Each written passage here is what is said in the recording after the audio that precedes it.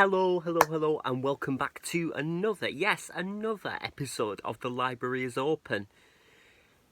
Really hope you brought your library card, guys.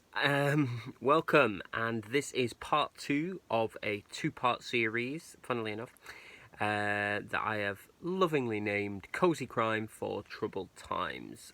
In the first, I ran through, it was supposed to be 5 because I was going to do a top 10, but that's not happened, clearly. So I did 6 Cozy Crime mystery series that I like to turn to, that I find soothing and just like a little sort of warm hug of a fiction book, if you will. And I promised that I would come back and do the rest of them. Well, that's what this is right now. Being as it's cozy time again, some bits on my floor that the Hoover missed. That I missed with the Hoover, sorry. Being that it's the cozy time, I again have a different dressing gown on. See, get proper cozy in this. And it's the return of Chip, the whimsical mug. I think Cozy Crime's quite whimsical. But you should know the score on this by now if you've seen part 1. If you haven't, I will link it below.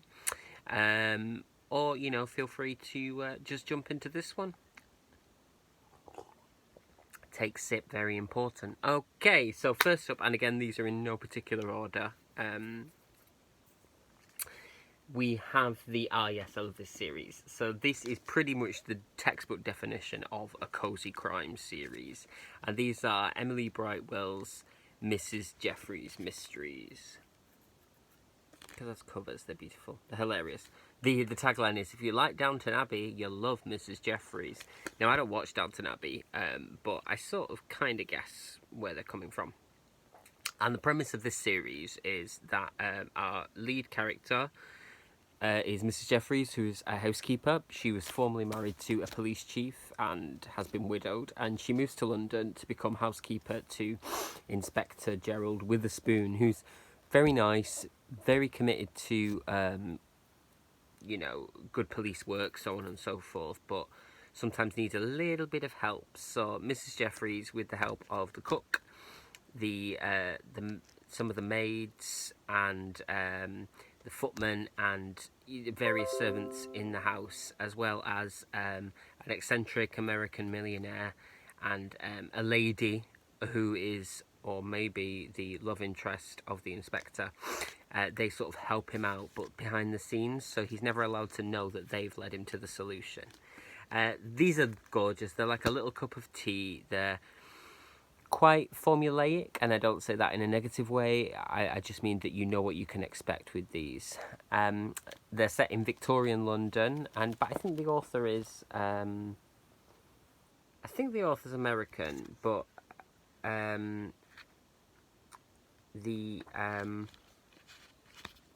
and that does come through sometimes. A couple of words that are used are probably not what would have been used in Victorian Britain, but you know, that doesn't impede in any way, shape or form. And they're just a really, really nice, pleasant, quick, easy read with some fascinating crimes, and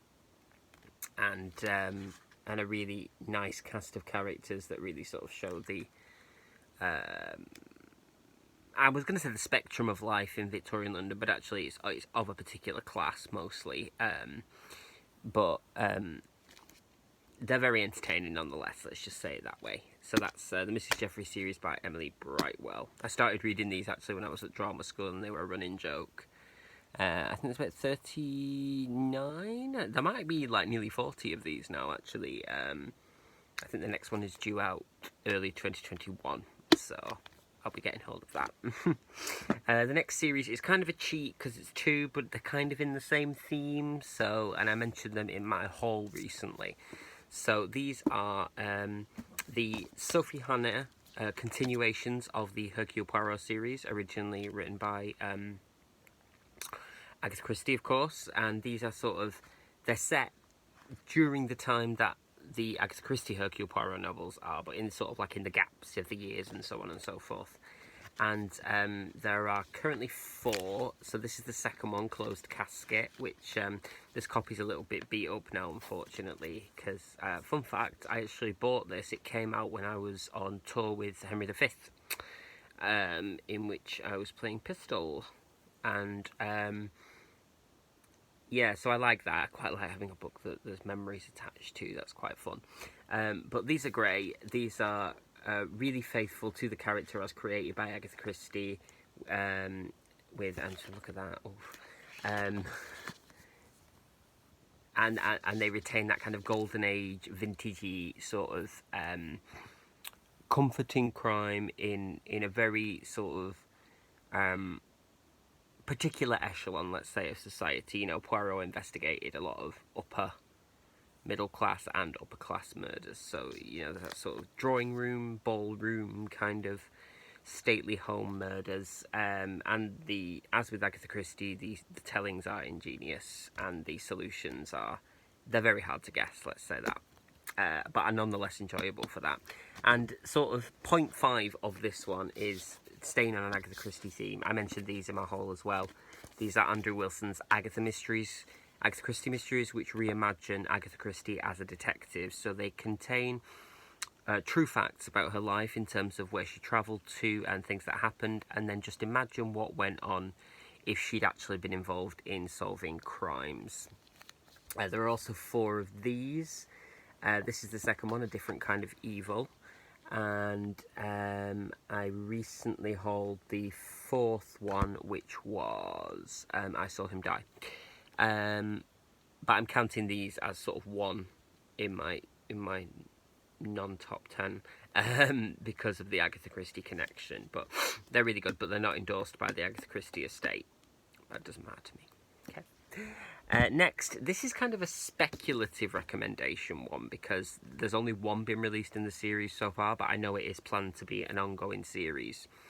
And this series kind of plays with the same idea as in Andrew Wilson's Agatha Christie mysteries, in the sense that it takes a real-life historical figure and reimagines them as a detective.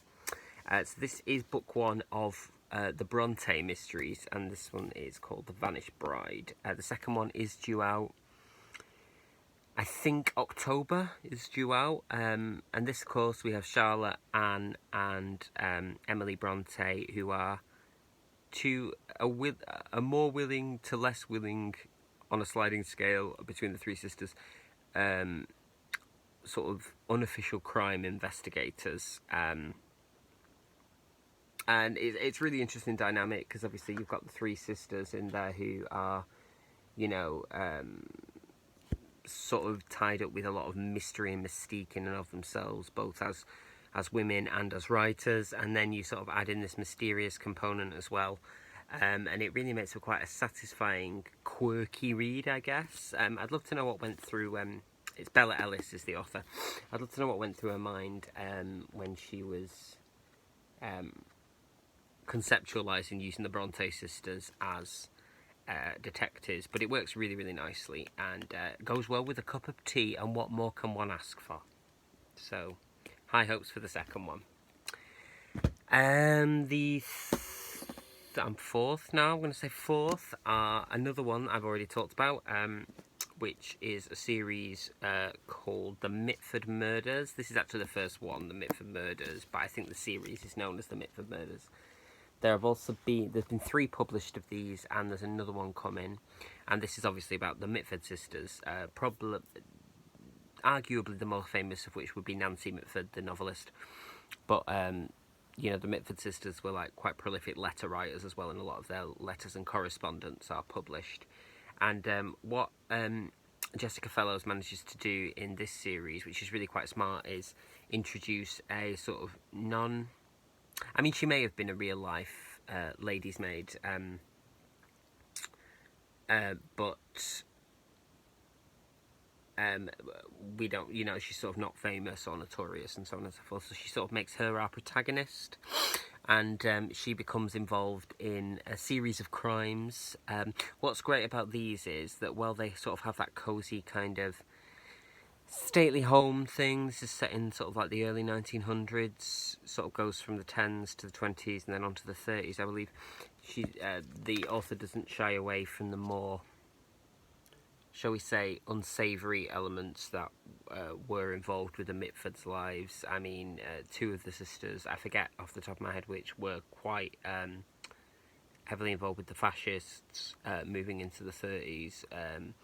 So it's actually really quite interesting in terms of that historical detail, and I think more than ever now, particularly in contemporary society, we're really looking back at our history and examining, British I should say, although globally, you know, these ideas that we had about society back then and what they were actually like in practice. So I think she does a really good job of juggling those elements. And also, you know, again, we've got the stately homes, we've got the maid service, stuff like that. That's a classic Britannia golden age mystery story that really comes together in these as cozies. Maybe cozies, given the... No, I think yeah. Do you know what? It's my channel that is a cozy. Okay. Nearly there at the end there. This is an entirely different prospect. I only have... these are a... this is a copy that was printed by Back in Print Books, which is, I believe, an organisation that takes things that have previously gone out of print and, well, reprints them, hence the name, Back in Print. And this is a series by Simon Brett, who has quite a few crime series. I think he does the Blotto... Blotto and Twink series, the Feathering Mysteries, he's just had a new series out called Clutter Corpse, I believe, and also the Mrs. Pargeter series. But this is my favourite of his, the Charles Paris series, which features as our protagonist a terminally alcohol-friendly actor called Charles Paris, who sort of stumbles into murder plots that arise during his acting job. So these are the first two books, Cast in Order of Disappearance and So Much Blood. But he is still writing them, I believe, up to, I believe, last year. So I'm hoping there's more coming. But these are really, really good fun, interesting cast of characters. And, you know, obviously being an actor, there's that added sort of dimension there for me of... you know, that little bit of interest as we go around, like theatres, film sets, so on and so forth, locations that I recognise, and the mysteries just add an extra element that I really love. It's a really good idea, actually, to set things in a theatrical setting, or rather performance setting, because of the high tensions, the egos, so on and so forth. And there are quite a few series, I believe, that are cast actors as detectives. The other one I can think of off the top of my head is Jane Dentinger's Jocelyn O'Rourke series, which kind of does a similar thing, but with a Broadway actor called Jocelyn, and but that's only a 6-book series, I believe. This is much more extensive, and with Simon Brett, there's always a sort of cheeky wink. It's very sort of tongue-in-cheek in many ways. They also produced, I believe, quite a few of these adaptations for BBC Radio 4 with Bill Nighy as Charles, which is great, obviously. The final series, I'm going to end on a young adult series that also has enjoyment levels for, well, any age really. And again, it's one I don't have to hand because I read all these digitally, and that is Robin... I'm just going to check on this now before I tell you the wrong information. I'll just Google. So you're propped up against the laptop. It's all mod cons here. Robin Stevens, I almost said Robin Soames then, but he's an actor. The Robin Stevens series, Murder Most Unladylike, which is set in the 1930s in a school called Deep Dean, which is like a boarding school, and follows our main characters, Daisy Wells, who's sort of classic British schoolgirl in the kind of, I guess, you know, very cliched way. And her best friend Hazel Wong, who is her family are from Hong Kong, and she's come to be educated at a British boarding school, and they become fast friends and end up setting up a detective agency whereby they solve mysteries at the boarding school and also at other you know, locations. So one is in a theatre, for instance, one's on a ship, one is back in Hong Kong, and what's really quite nice is they pay a lot of sort of tongue-in-cheek homage to both the idea of the 1930s schoolgirl novels, but also the sort of golden age of detective fiction with Agatha Christie. There's quite a lot of allusions there. So they're very much that can be enjoyed on the surface for children and young people to whom they're aimed, but as adults there's also a lot to enjoy in there as well, and a sort of nudge nudge wink wink kind of panto way. So they're really good. So yeah, that concludes episode 2 of Cozy Crime for Troubled Times. I hope you've enjoyed this. Maybe cozy crime's not your thing. If not, that's absolutely cool. I'm sure you have other books that you like to read during difficult times that, you know, help you make it through a little bit. That's really what this has been about. Just my quest to read things that are... as much as I like to read things that are challenging, I also like to read things that are comfortable. And I think, you know, we could all use some comfort right now, couldn't we? So let me know if you've read any of these, or if you're planning to read any of these. What kind of novels do you read to relax, or just to, you know, get comfy with and really sort of soothe your soul?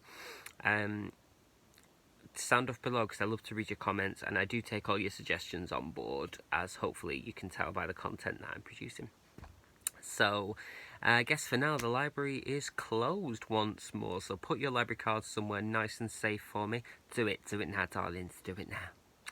And I'm just going to finish my brew before I sign off. Thank you, Whimsical Cup. Look at him, he's gorgeous. So do take care of yourselves, give this a like, subscribe to my channel if you haven't. I upload fairly regularly depending on my schedule, but if I don't, then I'm always dead sorry. And as I say, leave me a comment if you would like to. You all take care of yourselves, please, until the very next time I see you. Until the next time I see you. Be good to yourself, be good to everybody. Okay. Stay safe. Mwah. Lots of love. Bye.